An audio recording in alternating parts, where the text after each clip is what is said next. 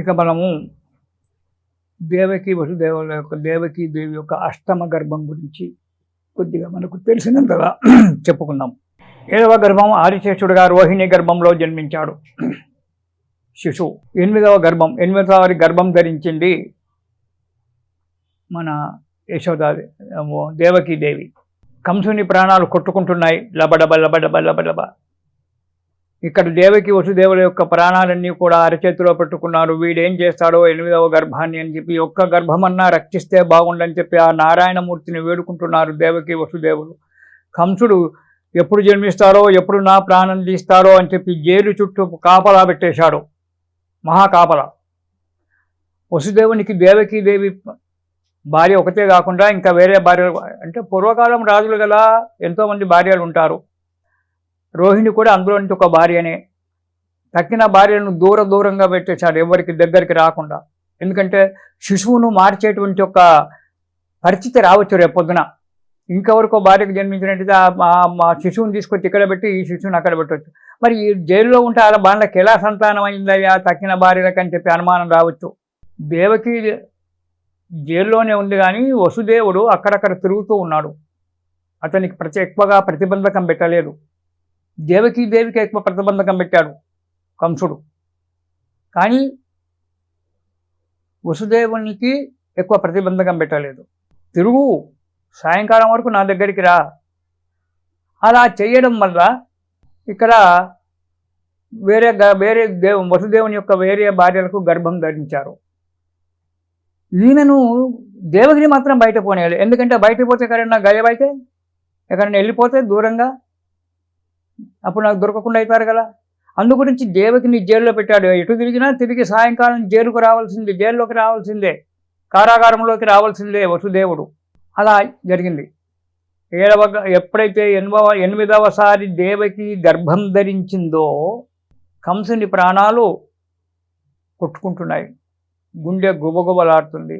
ఈ కొడుకైనా పుడితే బాగుండని, ఈ కొడుకైనా ఒక్కడైనా మాకుంటే బాగుండు అని చెప్పి ఇక్కడ దేవకి వసుదేవులంతా కూడా భగవంతుణ్ణి ప్రార్థిస్తున్నారు. నెలలు నిండినాయి. ఇక్కడ భగవంతుడు నారాయణమూర్తి యోగమాయని పిలిచాడు. నీవు ఇదే 8వ గర్భంగా రోహిణి గర్భంలో వెళ్ళు, మధురానగరంలో గొల్లపల్లిలో ఉన్నటువంటి ఒక యశోదా గర్భంలో ప్రవేశించు. నువ్వు నేను దేవకీ గర్భంలో ప్రవేశిస్తాను. ప్రవేశించిన వెంటనే నేను యశోద దగ్గరికి వస్తాను, నీవు దేవకి దగ్గరికి రావాలి. దానికంతా నాటకం నేను చేస్తానన్నాడు మహానుభావుడు. జగన్నాటకకర్త కదా. సరేనండి. ఇక్కడ దేవకీ దేవి గర్భవతి అయింది.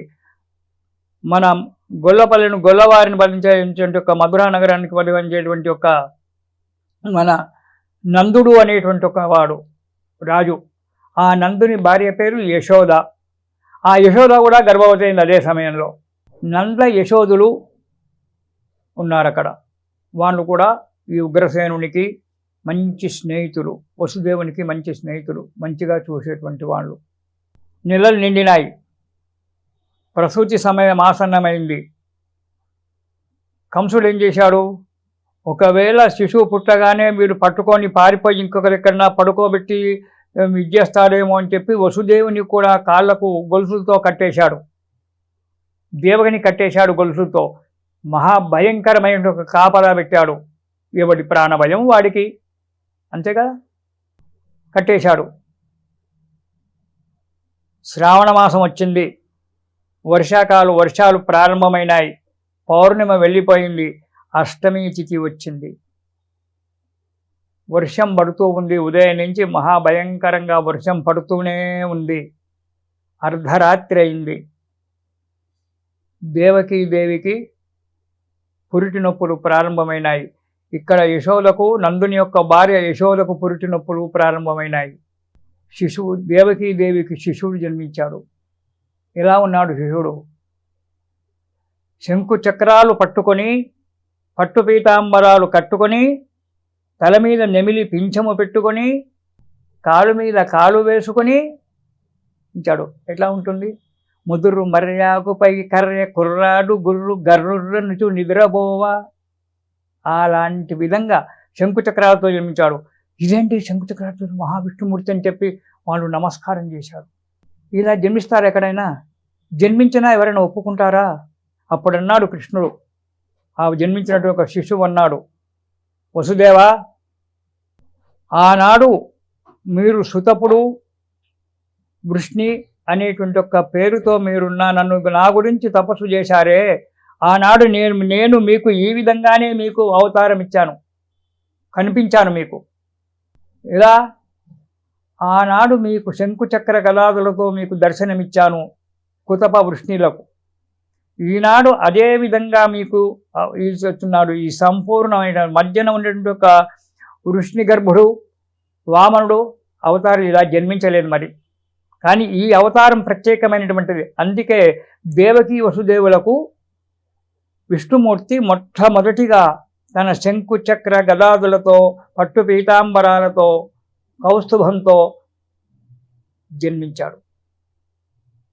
శ్రీవత్సాంకితుడై జన్మించాడు. చూశారు, వసుదేవ, నన్ను తీసుకెళ్ళు, గుల్లపల్లెలో నందుడున్నాడు నీ స్నేహితుడు, అతని భార్య దేవికి కూడా యశోద కూడా ఇదే సమయంలో ప్రసవించింది, ఆడకూతురు పుట్టింది. నన్ను తీసుకెళ్ళి అక్కడ పడుకోబెట్టు, అక్కడి నుంచి ఆడ శిశువుని తీసుకొచ్చి ఇక్కడ పడుకోబెట్టు, కథ నేను నడిపిస్తానన్నాడు. అంతర్ధానమైనాడు విష్ణుమూర్తి. బాలుడు కెవ్వుమని కేకేశాడు. కానీ అంతలోనే విష్ణుమాయ కప్పుకుంది. ద్వారపాల భటులు, అక్కడ ఉన్నటువంటి ఒక భటులంతా కూడా నిద్రపోయారు, గాఢ నిద్రలో ఉండిపోయారు. ఒక మత్తు ఆవరించింది. ఎలా తీసుకెళ్ళాలి అనుకున్నాడు.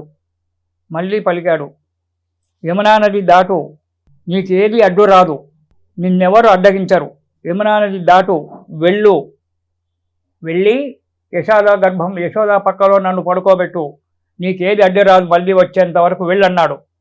కృష్ణుడు చిన్న పిల్లవాడిని తీసుకున్నాడు. కృష్ణుణ్ణి, ఎవరు? వసుదేవుడు.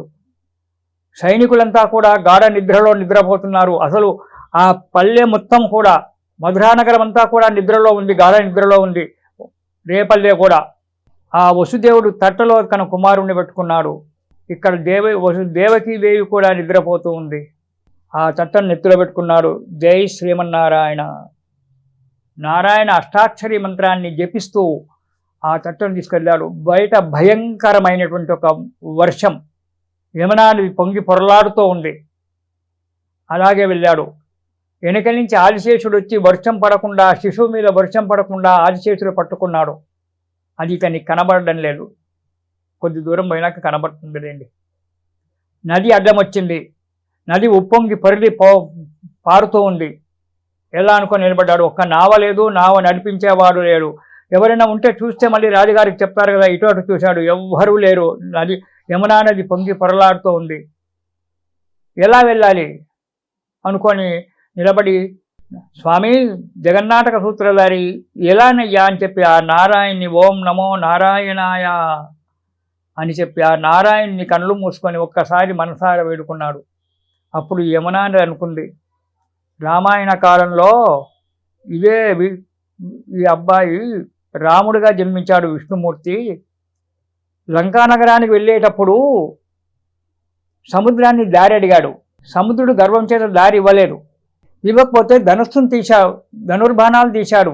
ఒక్కసారి ధనుష్టాంకారం చేశాడు రాముడు. ధనుష్టాంకారం చేస్తే సముద్రములో ఆ శబ్దానికి సముద్రంలో ఉండబడేటువంటి ఒక జీవులని కూడా చనిపోయినాయి. సముద్రుడు గడగడ వణికిపోయి వచ్చేసి స్వామి రాముల వారి యొక్క పాదాలు పట్టుకొని వంత వారధి గట్టి వెళ్ళవయ్యా అని చెప్పాడు. నమస్కారం. ఇప్పుడు అదే కృష్ణుడు యమునా నదిని దాటడానికి వచ్చాడు. ఆ విష్ణుమూర్తే, నేను ఎక్కువగా ఏమన్నా చేశానా, నా ప్రాణమే తీస్తాడు అని చెప్పి యమునా నది ఏం చేసింది, ఒక ఆనకట్ట కట్టింది. ఒక పక్కకు నీళ్ళన్నీ అటే ఉన్నాయి, ఇటుపక్క కింద ఉన్నటువంటి ఒక భాగంలోంచి నీళ్ళన్నీ వెళ్ళిపోయాయి. పైన వచ్చేటువంటి ఒక నీళ్ళన్నీ అక్కడికి ఆగిపోయాయి, ఒక ఆనకట్ట కట్టినట్టుగా ఆగిపోయాయి. మన వసుదేవుడు ఆ బాలుడిని తీసుకొని వెళ్ళిపోయాడు. చూడండి, భగవంతుని వేడుకుంటే ఎలాంటి ఫలితం కలుగుతుందో మనకి చరిత్రలు చెప్తున్నాయి. ఇది 6000 సంవత్సరాల క్రితం జరిగినటువంటిది. 5,000 సంవత్సరానికి భారతం అయిపోయిందంటే అంతకంటే ముందు పెట్టుకుందాం, ఒక 6000 సంవత్సరాలు పెట్టుకుందాం. అప్పుడు జరిగినటువంటి ఒక విషయమే. అప్పుడు దారిచ్చింది. ఆ దారి ఇవ్వగానే వసుదేవుడు ఆ శిశువుని తీసుకొని చక్కగా నందునింటికి వెళ్ళాడు. తలుపులన్నీ బార్లా తెరిచున్నాయి. వెళ్ళాడు. యశోద పక్కన కృష్ణుడిని పడుకోబెట్టాడు. యశోద పక్కన ఉన్నటువంటి ఒక అమ్మాయిని యోగమాయ గల ఆ యోగమాయను తీసుకొని మళ్ళీ తట్టలో పెట్టుకొని వెనుదిరిగాడు. కృష్ణుడు పడుకొని ఉన్నాడు అక్కడ. ఆ యోగమాయను తీసుకొని వచ్చాడు వసుదేవుడు. తీసుకొచ్చి మన దేవకి దగ్గర వదిలిపెట్టాడు. అప్పటికి మళ్ళీ యమునా నది ఎప్పటిలాగే ప్రవేశిస్తుంది. అన్ని తలుపులన్నీ మూసుకొని పోయాయి. తలుపులకు తాళాలు సీళ్లు అన్నీ వేసి ఉన్నాయి. భటులకు మేల్కొచ్చింది. వసుదేవునికి కాళ్లకు బంధాలు, దేవికి కాళ్లకు గొలుసు ఇనుప బంధాలన్నీ కూడా తగిలించే ఉన్నాయి. ఎప్పటిలాగా ఉంది. అప్పుడు మన ఎవరు శిశువు యోగమాయ అప్పుడే పుట్టినట్టుగా కెవ్వుమని ఏడ్చింది. ఒక్కసారి ఏడ్చింది. ఆ ఏడుపుకు సైనికులంతా కూడా మేల్కొని దేవి ప్రసవించింది అని చెప్పి రాజుగారికి చెప్పారు. కంసునికి చెప్పారు. కంసుని దగ్గరికి వెళ్ళాడు. వెళ్ళి ఆ కంసునికి విషయం చెప్పారు. ఆ రాత్రి అర్ధరాత్రి కంసుడు హుటాహుటిన లేచి పరిగెత్తుకుంటూ చెరసాలకు వస్తూ ఉన్నాడు. ఇక్కడికి లాక్కొని తక్కిన విషయం ముందు దాంట్లో చెప్పుకుందాం.